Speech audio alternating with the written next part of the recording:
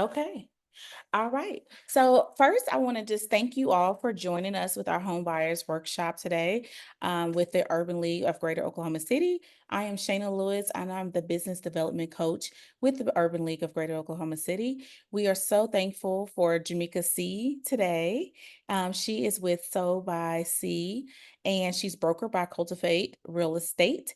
And she's going to be teaching and talking about just how to buy a home. And so we've been having her for the last couple of months join us and just helping educate people, those who are wanting to buy a home, those who are thinking about it, or maybe this may be even a future goal. But I think this is just always good information to just educate our community about. Most of all, most importantly, I would like to say her heart is for the community. She's an amazing realtor when it comes to really making sure that you understand the home buyer process, and she also wants to make sure that you get what you want. So I think that's one of the greatest assets of working with her. But and two, she's just an amazing educator on the realty side, and she's also, teaching side. So she's also been a teacher for over what, 15 years now, Jamaica? It's been a long time. I remember when you first started. It's crazy. But her heart is for the community. She sold over $2 million worth of homes. So that is crazy. So we are talking to a vet, and she's amazing. So I hope everyone gets something out of it. Also, if you're interested in the Urban League programs, please visit the urbanleagueok.org and you can review the programs that we offer. So no further ado, we're going to just jump right in with Jamaica, and we're going to go from there. Thank you for joining us today again. Yes. Thank you so much, Shayna, for that lovely introduction. Thank you so much to the Urban League for this opportunity. And hello to everyone. Like she said, my name is Jamaica C, and I am so delighted to be here to just share a little bit of information about the home buying process. I tell people it is always my goal to educate and to elevate. I want to elevate you to wherever it is that you are trying to go as it relates to real estate. And part of that is just getting the knowledge that it takes to be able to acquire a property, whatever that may look like for you.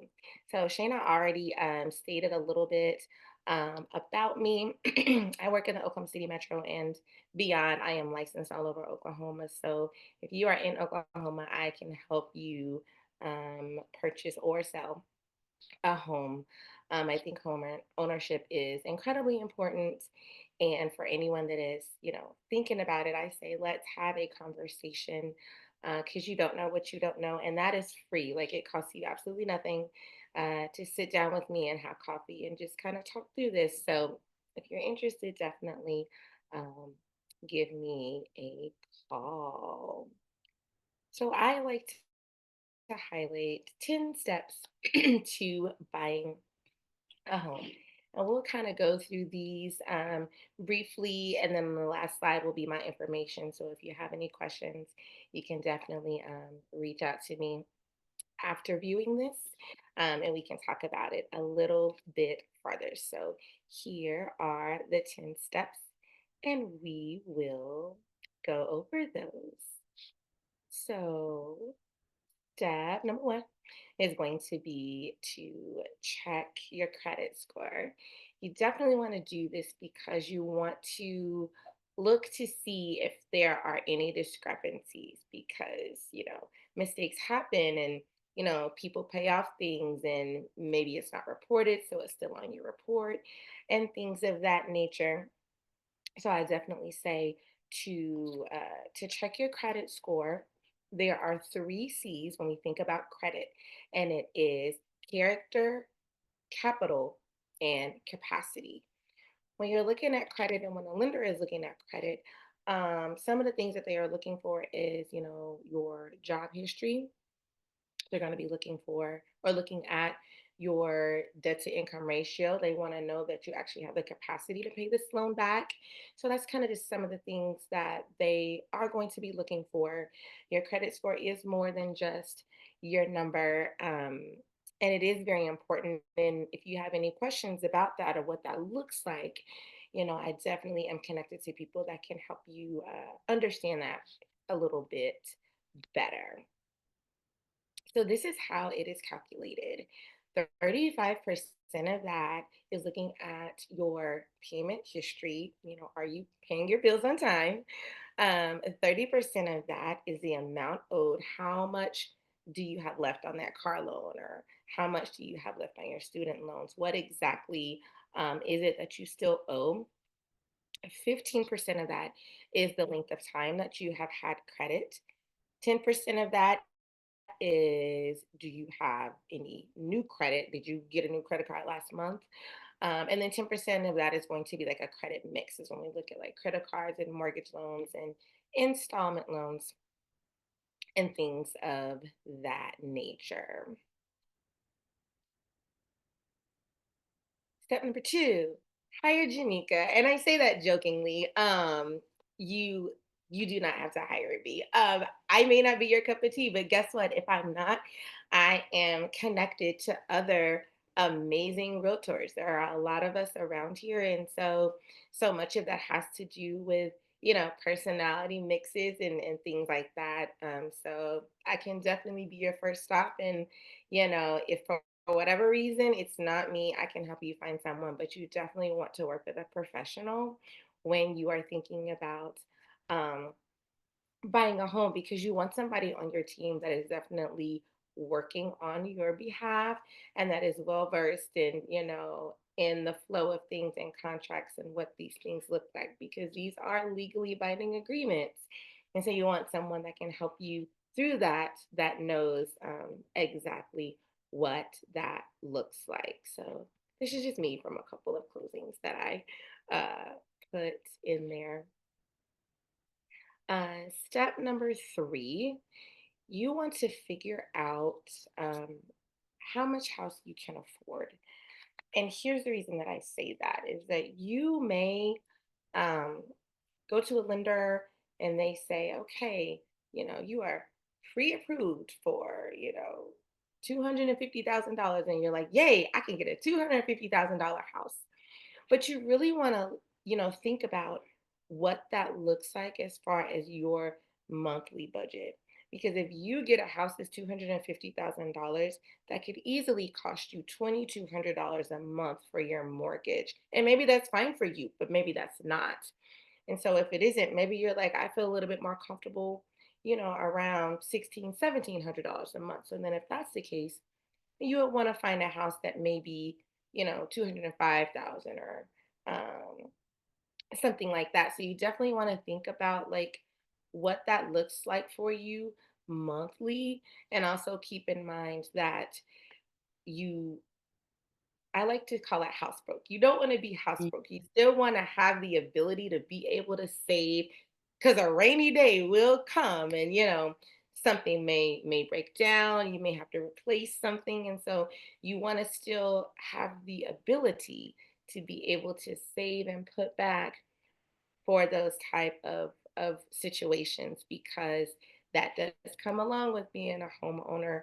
It's no longer a renting situation where you can call somebody and say, hey, the air condition isn't working. That would be on you. And so as long as you plan for that and save for that, get home warranties and different things like that to be able to help you out with that, then you'll be Shanika, okay. But yes.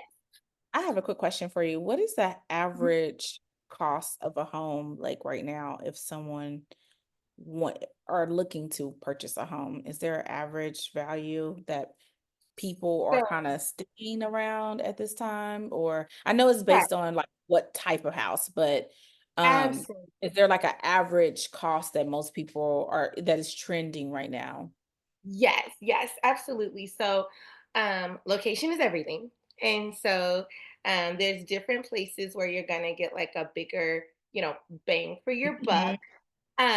But you can get a regular, standard starter, 3 bed, 2 bathroom home. I'm seeing about like a happy median of like, $200,000 will get you a decent home. Mhm. Whether it's in Oklahoma City, or, the Middale area, and even further west when you think about like Yukon, Bethany area, you can still right now get a decent home for $200,000, and it doesn't have to be too much more than that. Now, it may not have everything that you want.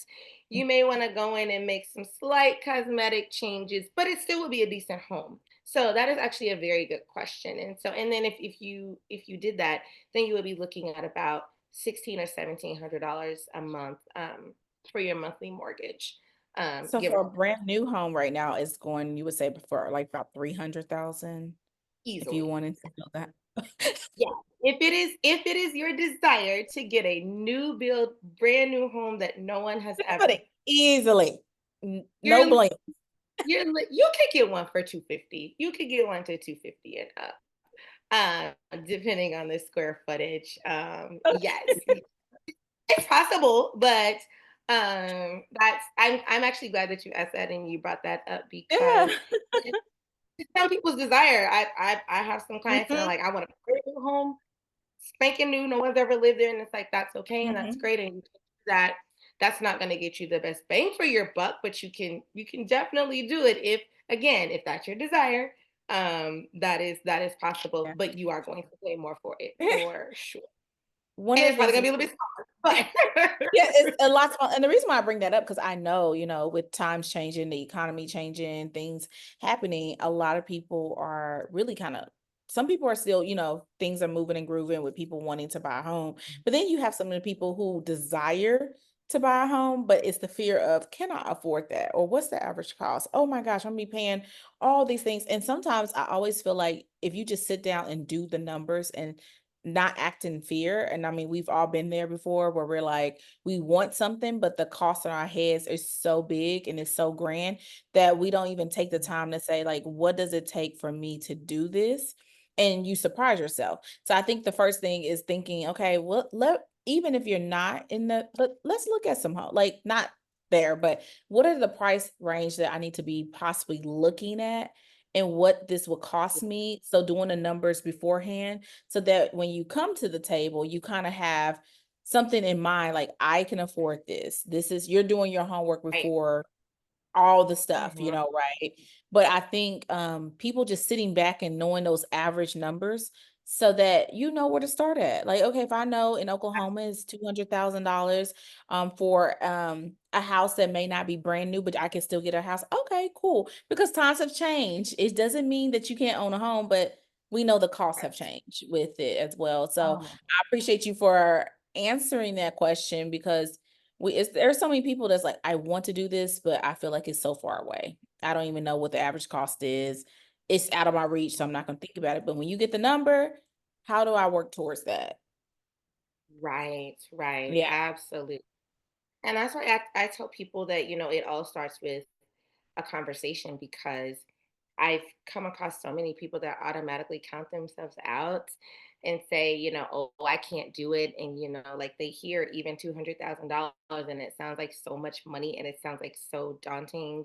Mhm. Um, but these will be people that are already paying $2,000 in rent. I'm like, you're already paying it. Like, you are already saying that, like, but again, it's like it's just all about kind of talking through that and talking through those numbers and Mhm. what that looks like. And I tell people the best time to buy a house was 5 years ago. The next best time is now because the prices are continuously rising. And so I'm like, if it is your desire, like let's make a plan, to do that, to accomplish that because the prices they're steadily They're rising. going. Inflation is hitting the housing market just like everything else, and so it's quite interesting, but it's still doable. It is Yeah, it's absolutely not a dream killer. I think, with everything, like you can still do it. Like absolutely, you can absolutely, definitely still do it. Yeah. absolutely. It's definitely doable. It's just about, having a conversation, thinking through it, and then like we make a plan together of how we're going to accomplish that. But it is doable and it is possible. And even even if your credit isn't great today, it's like, okay, well, let's make a plan to work on this so that we can get you there. And so, I tell people, let the bank tell you no. Don't count yourself out. Like, I like that. let Let them say no. And guess what, Jamaica? let them Because tell you. prior, I used to work in marketing for a financial institution. Like Oh she is yeah. right. Let them tell you no. And some people just don't even know their credit score. They just automatically say it's bad. And then they're shocked when they came in. They're like, oh my gosh, it's higher. And then sometimes people really do know. We're not gonna, you know, you really do know. Right. Then Sometimes you know, right. some Right. life some life Life has happens. happened, Life happens. but most financial institutions will tell you what you need to do. So it's Right. not that they're gonna leave you out. They typically, let's just say, is not quite there. Or guess what? Some people can have the budget, I mean, have the credit score, but the debt to income ratio is high. They're also gonna tell you all what to do to get approved. And that's the thing that people, I think they sleep on a little bit. They're gonna tell you what you need to do. So it's gonna be like, oh man, but hey, if you pay off this, this, and this, if you do this, then this will increase your score and we'll be good to go. Exactly, exactly. And that is, Shannon, you're right. That's so important. And for people to know that it's not even really them telling you no as much as it is not right now. Absolutely. Um, Yes. Yes. but six Yeah. months from now, if you do XYZ, then you'll be Mhm. good to go. And so I also think that that's important to note. Shayna and I are both connected to some amazing, amazing lenders. Yeah. So Yeah. listen, we got you guys. We got you. We can get you to It's the out right here. people.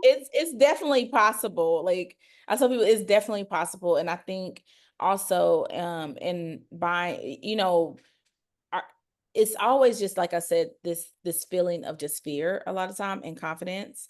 And just knowing that sometimes just walking in and taking the first step of, like you said, pulling your credit, seeing what's on it. These are things before they even get to you or get Mhm. to a lender. You could do all these things on your own. And then like let's just see what you're trying to do, where you want to be. And then go talk to someone, like I said, a financial institution without you even trying to buy a house or what if you tell them your goals a lot of times they'll tell you like, okay, this is what you need to do.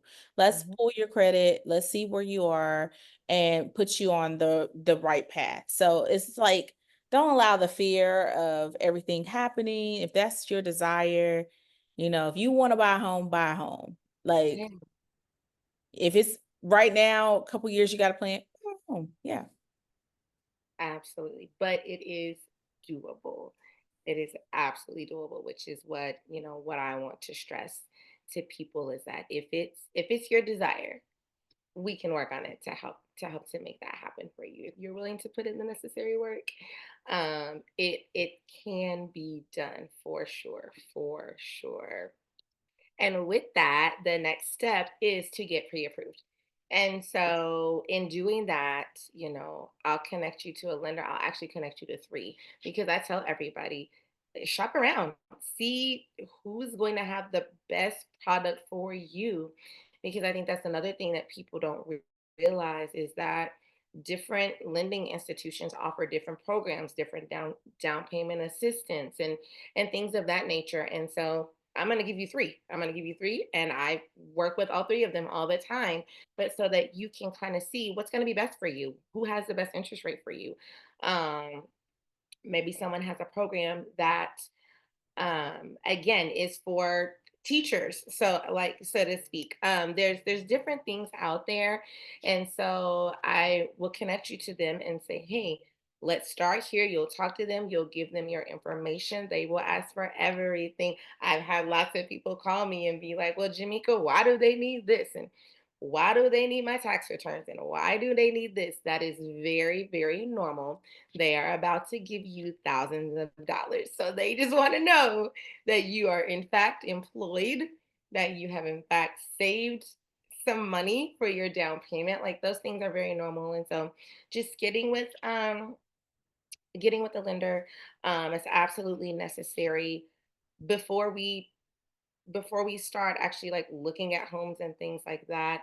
I always say do this first because the last thing I want to do is show you a home that you absolutely love and then you can't afford it because I showed you a $300,000 home and the bank said they'll only lend you 250. So like I'm never gonna set you up for failure like that. So we'll start with that. And again, they'll look at your information. They'll ask you for like your W-2s, your work history, any extra money you may have coming in, child support or things like that. Um, they'll look at all those things, and they'll talk to you. And again, they may ask you for various things. One of the things on here that I want to highlight is it is okay if you have like a family member that's willing to help you out with that, then they will just have to sign what's called a gift letter. I had a client a couple of months ago, and she was a first time home buyer, and her mother had been saving for years to help her out with this. Her mom gave her $40,000 to help towards her down payment and closing costs. And so in doing that, it was actually able to make her monthly payment lower, but it wasn't money that she had personally. So we just had her mom sign a gift letter saying, "Hey, I am giving this to my child. It's my free will and my choice to give this money to my child." And then you can do that. That is also very possible. So anything like that, the bank will collect, and then they will determine, the amount that they are willing to lend you. With that, we will talk, and I'll have everybody fill out one of these, and it's a buyer questionnaire, and it's just for you to tell me, "Hey, Janika, you know, I would like a house that's a two-bedroom. I don't need three. I live alone." Or, "Hey, Janika, I have a couple kids. I really need a four-bedroom home," or whatever you're looking for. I work downtown, so I would like a house in Northeast Oklahoma City, just different things like that. I will have you fill out. We'll sit down and kind of go through that so that I can kind of, help you to find exactly what you may be looking for. And then step five is the fun part. Then we get to go house hunting. And so, I have an app that I will send you where you can look at homes, and then you'll talk to me about what interests you. And so if I see something I think you might like, I'll send it to you. And then once you see a home that you're like, "I would really like to go see that," we work together on the time that is best for you. And then we get to go see those homes, which is so, so fun. It going into homes helps you to decide, you know, what you like and what you don't like. Because even though there's pictures online of every listing, it is so different once you walk in there and you get a feel for, "I love this," or online that backyard looks bigger and in person it's kind of small. And so just different things like that. Um, During that house hunting process, you'll be able to kind of see what it is that you like and what you don't, and what your deal breakers are, and what you're like, "I would like a bigger kitchen, but that's not a deal breaker." Um, Things of that nature is what we'll kind of be looking at as we look at homes and kind of decide what's going to be, best for you and best for your family. Common buyer mistakes that I see again is avoiding the math. You Numbers don't lie, and the math has to add up, right? And so you just want to make sure that it's a price that you're comfortable with, and that you are not looking outside of your range. Because although it's so much fun and it's so exciting, and then we get to close and I give you your keys and that's all great, um, but a month after that, you have to start paying for this. And so you want to make sure that it is something that you are absolutely comfortable with doing, and that you're not, again, looking outside of your range. Something else that I want to notice, not making assumptions. People automatically think if a home has been on the market for, a long time, that something is wrong with it. And that is not necessarily the case. It could be various things, but a lot of times when people list homes in the winter time, because that's not a super hot time to buy, they'll still be on the market in the spring. Doesn't mean like anything's wrong with the home. It just means nobody has snatched it up yet. And so, just keeping those things in mind, um, not taking it just at face value. Be open minded. And it's way easier too if you're flexible about your area, because again, there's different areas in the metro where you can get better bang for your buck. Maybe you work out in Yukon and you absolutely love, love, love Yukon, and that's great. And we can find you a house out there. But if you'd be willing to go to like Midwest City, you could probably get a house for the same price. I mean, a bigger home for the same price because location is everything. So just, um, being a little versatile, but it's perfectly fine too if you like what you like. You're like, nope, this is where I want to be, and that's okay. But just being realistic about, you know, what the pricing looks like in that particular area. And any real estate professional will walk you through all of that. Like we can talk through all of those things. Something else that I want everybody to keep in mind is just making a fair offer. I worked with, with some buyers that will see a list price and be like, well, what if we offer $20,000 lower than that? And I'm like, do you want your offer accepted? Like, I mean, we have to be fair. Granted, some homes are overpriced. They are. However, there are decent homes with a fair list price, and we want to be fair because you always want to put yourself in the other person's shoes. If you were the seller, you would want someone to make a fair offer to you for your house. So just making sure that we are fair, knowing how to time our offer. Um, and and again, that is something that I will walk you through completely, and making sure that we do what's best all around, for all parties, but that we're definitely being fair. This is what a we call it a contract or an offer, but it's the Oklahoma Uniform Contract of Sale. Um, and I just want people to see what this looks like, but like I take care of all this. I fill out all this paperwork for you. We go through it so you know what it is that you are signing. It looks like a lot and it can be, kind of daunting, but that's what I'm here for. Any questions that you have about that, we can talk through all this. So I fill all of this out. This is called the offer, and we send this to the seller. Once you find a home that you um, absolutely love. In finding a home, and once that offer does get accepted, then we go through another checklist of things. But one of those things is going to be your inspections, which I'll talk about in a second. But another one is you need to start kind of hunting for homeowners insurance. That is something that you have to do. I can't exactly do that for you. I have people. I have somebody for everything. I have someone that I can recommend, but again, you're going to want to shop around and see what company is going to give you the best rate, because you have to have insurance. That is a non negotiable. For one, it's just smart. And for two, your lender is going to require it. Um, and then we go through our inspection period. So um, after your offer is accepted, then we have a 10-day window to do inspections on the home.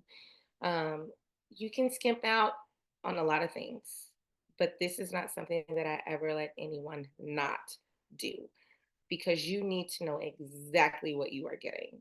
And so again, I have my preferred inspectors. Then I will set up all inspections for you, and they will come to that house with a fine tooth comb and send you a report with every single thing that is wrong with it, just so you know what you are getting. They're going to check all of your major things, especially, we're looking at roof and HVAC and hot water tank and all of these things. Again, so that you know the condition that it is in. And then when we talk about that, we will also go through the period of, talking with the seller. I do all of that. I go back and forth. I negotiate on your behalf about, asking the seller to fix XYZ that is wrong with the home. If they're willing to, great. If they're not willing to, you still have the opportunity to walk away, because I don't want anybody to buy a home that's falling to pieces. Like, no, I want it to be something that's going to be good for you, and good for your family. But for the most part, sellers are willing to fix major issues, because they want it to be a good situation for you too. They've been in this home, they've loved this home, and they want the next family to be able to love this home for the most part. For the most part, there are exceptions to every rule, right? But for the most part, they are willing to, to do that and to help you out with that. So step number 8 is just securing your financing and just, making sure that you communicate with the lender and everything that they ask you for, that you are getting it back to them in a timely manner. One big thing that I do want to say as far as securing your financing is from the day that you even start thinking about, okay, I think I'm about ready to buy a home, you need to begin to be incredibly frugal. You need to sit on your hands. You need to not make any big purchases. Please do not go buy a car. That will completely mess up your loan. Like don't make any big purchases and do not open any new lines of credit because those things can affect you in a negative way. So just don't do it. Don't do it. Don't do it. If you have any questions about that through that process, please ask me, hey, Jamaica, can I buy this? Hey, is it a good idea to do this? Like, but for the most part, because another thing the bank is going to check is your accounts. And if you have big sums of money coming out, like you got to explain that. So just sit on your hands. Like just don't buy anything. Don't buy anything huge. I'm not saying don't buy the necessities of life. Please buy your groceries. Please pay your light bill. But don't make any big purchases. Don't go buy a boat right now. Don't do it. Or furniture. Oh, yes, please don't finance furniture because those people at furniture stores will tell you, "Oh, it's just a soft pull on your credit." They are lying. Like, that Yeah. will absolutely come up I know later, you and then talk you'll about so many wonder, stories of that, like, "Oh people my going, "I'm gonna go god. furnish my whole entire house." You're like, "Why? No." No, no, please wait until after closing. Just wait, like, you can buy all the things I know after you you got your Pinterest board ready to go, how you gonna deck it out, but right, but wait, just hold up. just wait. Just wait a minute because the lenders are definitely going to look at that and they're going to run your credit and check everything again 3 days before closing. So it's not even like, oh, well, I got my pre approval. They should be good now. They are going to look at all of your information again. So um, just don't do that. It'll be um, better for you to just really just start to save and only buy the things that are absolutely necessary when you're going through that home buying process. So step number 9 is the final walkthrough, which we typically will do the night before or the day of closing. And that is where, we go through the home. I check for any repairs that the seller said they were going to do and make sure they actually did it. Make sure that, nobody's broken in the home or like anything crazy. There hasn't been a hailstorm or, anything like that. We just kind of make sure I don't see any mold or, things like that. We just kind of do a quick walkthrough the night before. And then it's closing day, which is so exciting. You work so hard and you've saved your money and you've toured these houses and found the right one. And so closing day is like the great payoff for that. And it is equally as exciting. Nothing gives me more joy than to be able to hand someone their new keys. And so with closing day, you'll bring a cashier's check to the title company for whatever the lender has told you. Hey, this is going to be your cash to close amount. This is what you have to bring to the title company. And you cannot bring cash. You cannot bring a personal check. It needs to be a cashier's check. And so you'll do that. And you want to make sure that you have two forms of ID so that you can prove that you are who you say you are. And it's like the best day ever. And it's so, so exciting. So this is just, 10 quick tips of what that home buying process looks like for you. On the screen, you can see all of my information. Again, my name is Jamaica C. It's got my email, my Facebook, and my Instagram. So please contact me, text me, call me, DM me, message me. Any home buying questions that you may have, and I'm definitely happy to help. Well, thank you so much, Jamaica.